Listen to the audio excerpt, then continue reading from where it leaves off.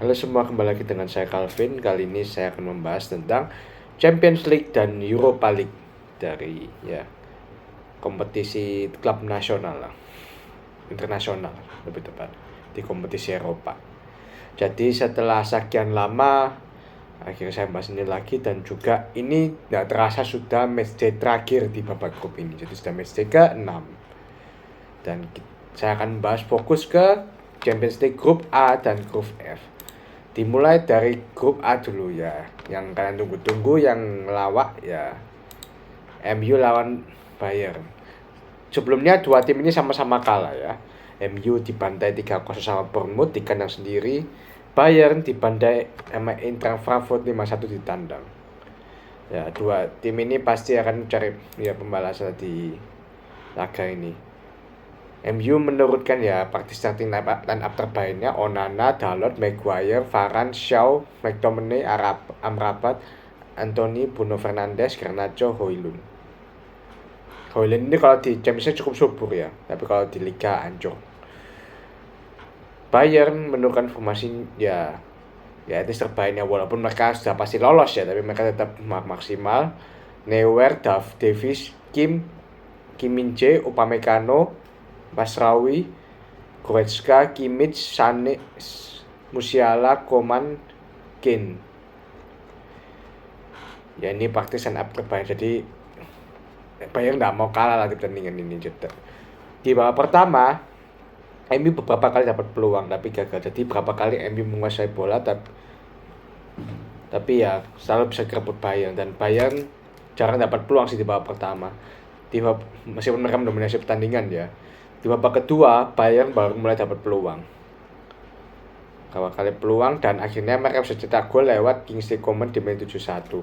Ya itu juga sebenarnya salahnya pertahanannya MU ya. Bisa membiarkan Coman berada di tengah, tidak terjaga di kotak penalti ya.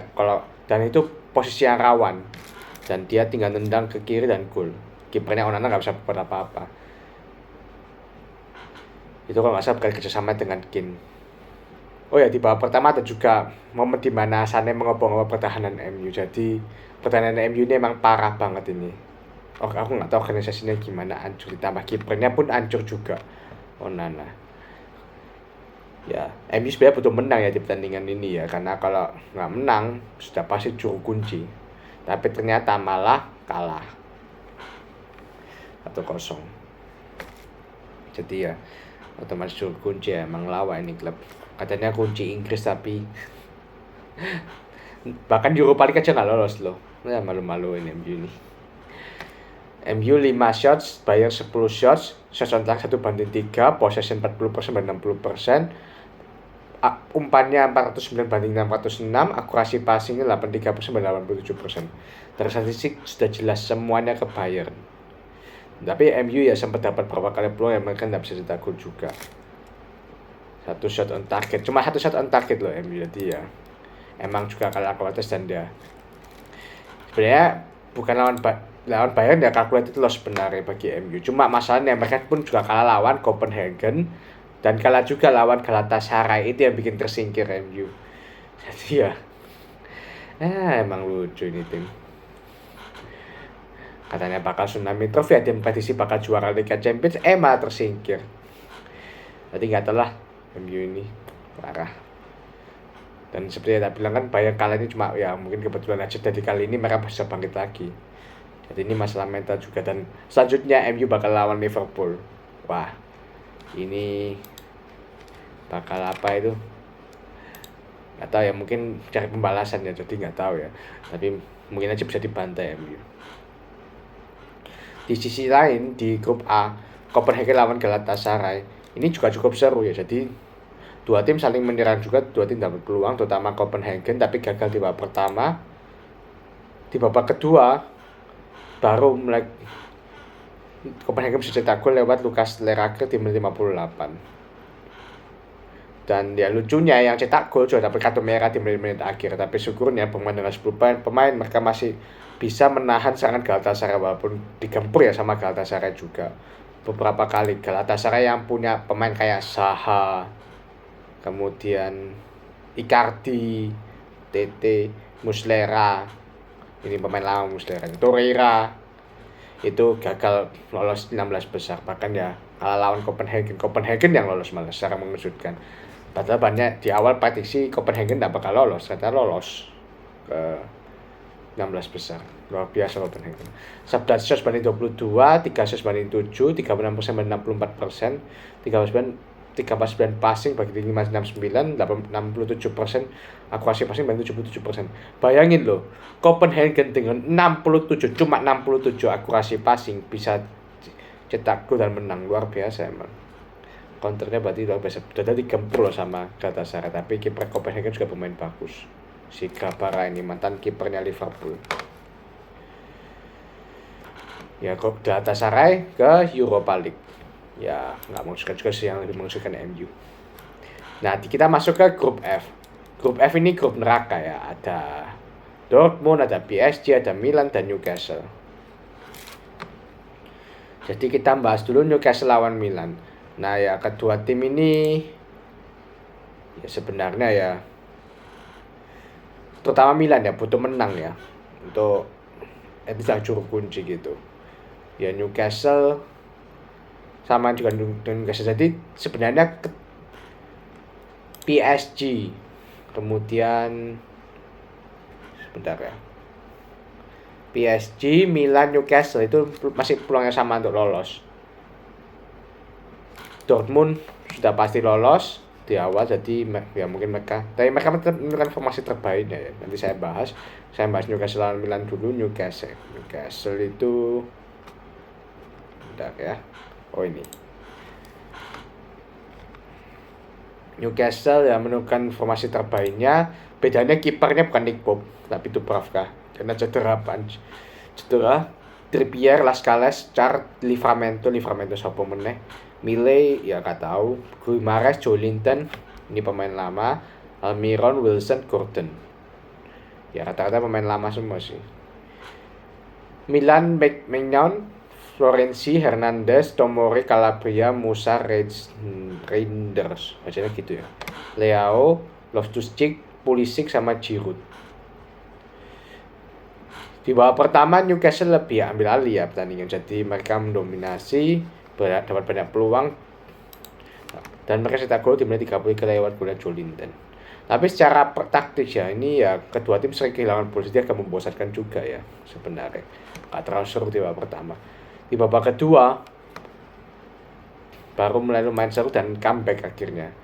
Milan lewat golnya Christian Pulisic di menit 59 dan sama juga di menit 84. Oh ya, by the way, kalau nggak salah di babak pertama itu sempat ada yang blocking bagus dari Tomori. Jadi itu goal line clearance lah istilahnya. Jadi pemain Newcastle itu bisa berdiri bebas tinggal nendang tapi diblok sama Tomori tendangannya. Luar biasa loh. Kalau nggak mungkin Milan bisa seri dan juru kunci juga.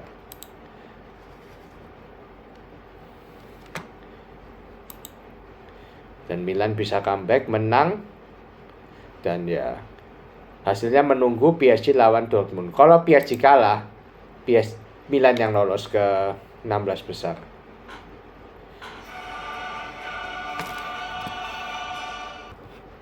Sorry tadi kepencet, kedengar anthem Champions League ya. Oke, jadi PSG lawan Dortmund. Ini ya juga cukup seru karena Dortmund masih menurunkan formasi terbaiknya lah, walaupun mereka sudah hampir pasti lolos. Jadi Kobel, mungkin mereka ngincar juara grup ya.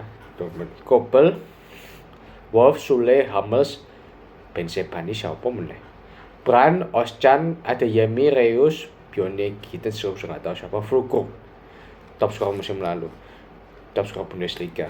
PSG, Donnarumma, Hernandez, Skriniar, Marquinhos, Barcola siapa meneh, Vitinha, Zaire Emery pemain muda, Hakimi, Kang In-lee aku nggak tahu, Kolomuani dulu pemain Prancis, pemain timnas Prancis, Mbappe di depan. 3-2, 3-4, 2-1. 4-2-3-1 nya Dortmund. Ya aku apa ya, ini nggak sebenarnya pertandingannya sih, jadi cuma lihat hasilnya aja sama kayak tadi Copenhagen lawan Galatasaray. Ini istilahnya Dortmund ya lebih menguasai, tapi itu apa? Ya, sebenarnya enggak juga sih, saling menyerang juga kedua tim ini. Mbappe sempat dapat peluang bagus sih pertama tapi gagal karena tendangannya masih diblok. Padahal itu tinggal gawang kosong tapi diblok sama defendernya. Dortmund gila luar biasa. Di babak kedua baru mulai ada gol.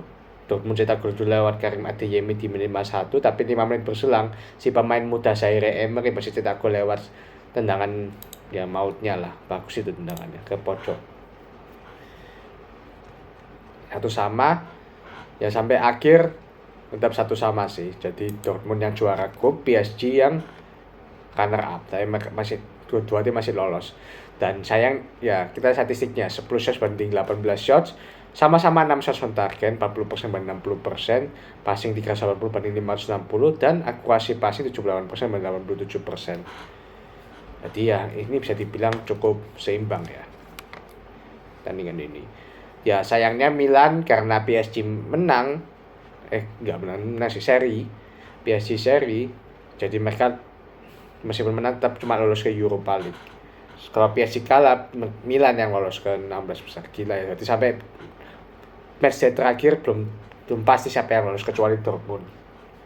Dan ternyata PSG sama Dortmund yang lolos. Milan di rank 3, Newcastle di rank 4. Newcastle sama lawannya kayak MU. Dua kunci Inggris yang lawa, sedangkan pada dua lainnya tim lainnya lolos, Arsenal dan Man City. Kita sama ada yang Champions League ini ada juga kejutan, Barcelona kalah sama Antwerp. Memang sih semua pemain cadangan, cuma ini menunjukkan betapa parahnya cadangan Barcelona kalau bisa kalah sama Antwerp ini. Ya padahal secara kualitas harusnya Barcelona bisa setidaknya menang lah, tapi ternyata kalah. Jadi ya sedikit memalukan walaupun mereka pasti lolos. Atletico Madrid menang lawan Lazio ya. Atletico juara grup ya kalau nggak salah. Maka padahal ini istilahnya keempat tim di grup ini cukup seimbang. Atletico, Lazio, Feyenoord sama Celtic. Hampir-hampir, tapi Atletico yang menunjukkan keperkasaannya makan 6 laga, 4 seri 4 kali menang, 2 kali seri, 14 poin. Terus disusul Lazio dengan 10 poin, Feyenoord ke Europa League dan Celtic peringkat terakhir. Oke, sekarang kita ke Europa League. Sudah lama juga nggak bahas Europa League, jadi lebih lama bahkan dari Champions League. Saya akan bahas 2 pertandingan, 3 pertandingan. Pertama ya yang lawan dulu juga, USG Union Saint Gillois atau susah namanya, Gillois sama Liverpool. Ya di USG ini ya kita panggil USG aja, ini yang aku tahu cuma Kevin McAllister, itu kakaknya Alex McAllister pemainnya Liverpool. 3-4-1-2. Liverpool menurunkan pemain cadangan semua, mana sudah pasti lolos. Gallagher, Chambers, Kwanzaa, Konate, Bradley, Jones, Endo, Elliott, Bendorf, Gakpo, Gordon. Yang pemain senior paling cuma Endo sama Konate ya, paling Jones setengah senior lah, sama Elliott. Jones kapten, ya lucu aja sih. Curtis Jones jadi kapten. Aduh, ini battle pemain hancur ini saya jadi kapten. Ya mungkin karena pemain akademi ya, tapi lucu juga. Aku lihat, Jones kapten, tak salah. Tapi tak lihat ini banyak pemain muda ya sudahlah. Oke, di babak pertama ya Liverpool bisa bilang keteteran sih. Bahkan mereka kebobolan dulu lewat Muhammad Amoura di menit 32. Tapi kemudian Liverpool menyamakan kedudukan lewat si Kwanzaa ini di menit 39 lewat dengan volley-nya atau apa. Tapi kemudian 4 menit berselang USG cetak gol lagi lewat si Cameron Puertas. Ya jadi titik poinnya di sini adalah lemahnya pertahanan Liverpool. Jadi back-backnya itu betul-betul disorganize. Jadi pas USG menyerang mereka dapat banyak space. Jadi kayak kosong gitu loh di tengah terutama. Jadi kayak backnya itu Liverpool numpuk semua di satu sisi kayak apa. Jadi kayak nggak ada yang jaga. Kayak bebas menyerang gitu. Dan itu nggak offside. Bahaya emang Liverpool ini. Di babak kedua juga sama. Diserang terus, tapi syukurnya kalau Gallagher melakukan beberapa penyelamatan. Kalau enggak mungkin 4-1, 5-1. itu juga bisa. Ya ini sebenarnya kasus sama kayak Barcelona sih. Ya cadangan semua tapi memalukan ini kalah sama USG juga. Ini menunjukkan betapa parahnya juga cadangan Liverpool. Pemain akademi yang dibangga-banggakan oleh fansnya itu. Tembakan 15-4. Liverpool cuma 4 loh. Saking parahnya. Shots on target 6-3. Possession, passing sama passing akurasi padahal banyak Liverpool 69%, 586, 85%. USG cuma 64% loh. Jadi banyak salah passing juga tapi mereka bisa menang. Gila ya. Ya ini mengejutkan juga sih. Tapi anyway ya Liverpool lolos, USG dah lolos 8 poin. Toulouse ya lolos di peringkat 2 11 poin, last peringkat 4. Kemudian ada juga Brighton, yang seru ini Brighton lawan Marseille ya. Marseille bacanya. Brighton lawan Marseille. Ini tayang setelah Liverpool ya. Jadi si Brighton sama itu grup B. Nanti yang sebelumnya itu grup E. Sekarang grup B. Ya jadi ini istilahnya untuk memperebutkan juara grup ya lebih tepatnya ya. Antara Marseille atau Brighton. Sebelumnya Brighton peringkat 2, Marseille peringkat 1. Jadi Brighton butuh menang. Stele, disebut Van Beek, Diasop, Lewis Dunk, Igor, Gilmore, Grob, Andeka, Buonanotte, Mitoma, Pedro ya. Aku paling cuma kenal beberapa aja dari pemain Brighton ini. Marcel, Paul Lopez, Balerdi, Mbemba, Meite, Lodi, Onahi, ini kalau nggak salah mantan pemain Maroko. Renan Lodi mantan pemain Atletico, Ferreto, Klaus, Harit, Aubameyang, nah ini yang paling pasti kenal aku. Ini mantan pemain Arsenal, Chelsea, Barcelona, dan Dortmund. Oliveira. Ya ini cukup seru, dua tim saling menyerang di babak pertama, terutama Brighton. Di babak pertama lebih ke Brighton, babak kedua hampir imbang, masih dapat beberapa peluang. Di penentuannya di menit-menit akhir, Joao Pedro cetak gol di menit 88. Dan dia pemain Brighton bersorak semua karena dengan kemenangan ini mereka masuk ke jadi juara grup dan otomatis lolos. Sedangkan Marseille ya harus lewat playoff karena peringkat 2. Shots 3-5, shots on target 5 banding 0. Jadi kipernya Brighton ngopi di sini. Possession 62% banding 38%, passing 612 banding 84, akurasi passing 89% banding 81%. Jadi Brighton keunggulannya itu passingnya cukup bagus ya, akurasinya. Dengan ini Brighton di posisi pertama 13 poin, Marseille 11, Ajax tidak lolos ya, secara maksudnya Ajax tidak lolos, Ajax parah banget Ajax. 5 poin, AEK Athens di posisi juru kunci dengan 4 poin. Parah Ajax ini asli. Menurun drastis. Jadi Brighton ya, Liverpool disusul sama si West Ham juga juara grup. Jadi ya di Europa League ini perwakilan Inggris on fire semua. Semua juara grup. Beda sama yang Champions League, ada 2 yang lawak. Dan terakhir finalis musim lalu Roma. Ya lawannya Sheriff. Jadi ini juga ketat ya, karena di match terakhir menentukan siapa yang juara grup, siapa yang enggak. Jadi Roma harus menang sambil nunggu Slavia Praha itu hasilnya gimana. Karena sebelumnya Roma kalah lawan Slavia Praha. Dan ya Roma di menit-menit awal cetak gol lewat Lukaku di menit 11, kemudian Belotti di menit 32, 2-0 di babak pertama. Kemudian di menit-menit akhir Nicolo Pisilli ini paling super sub-nya ya. Cetak gol di menit 90+3. Oh iya. Ya nggak kaget sih ya, Sheriff. Ya, kalah pun nggak kaget. Aku saja nggak kenal nama pemainnya. 18 shots banding 4, 6 shots banding 2, 61% banding 39%, passing 645 banding 423, akurasi passing 88% banding 83%. Jadi kalau secara statistik sudah jelas Roma yang jauh lebih unggul. Tapi masalahnya Slavia Praha juga menang. Jadi secara mengejutkan Slavia Praha yang juara grup dengan 15 poin, 5 kali menang sekali kalah. Roma posisi kedua. 4 kali menang, 1 kali seri, sekali kalah. Yang jadi penentuan sebenarnya serinya juga sih. Aku lupa seri lawan siapa, Servette atau Sheriff. Tapi ya untuk finalis musim lalu di peringkat 2, ya itu memalukan sih bagi Roma. Mereka harus lewat playoff juga. Ya kan apalagi kalau dilihat dari grup G, Slavia Praha, Roma, Servette, Sheriff, Roma harus sih unggul muda karena unggul kuat, tapi mereka malah di peringkat 2. Jadi ya ini agak memalukan juga bagi Roma. Ya itu aja sih dari saya pembahasan Champions dan Europa League. Terima kasih sudah menonton.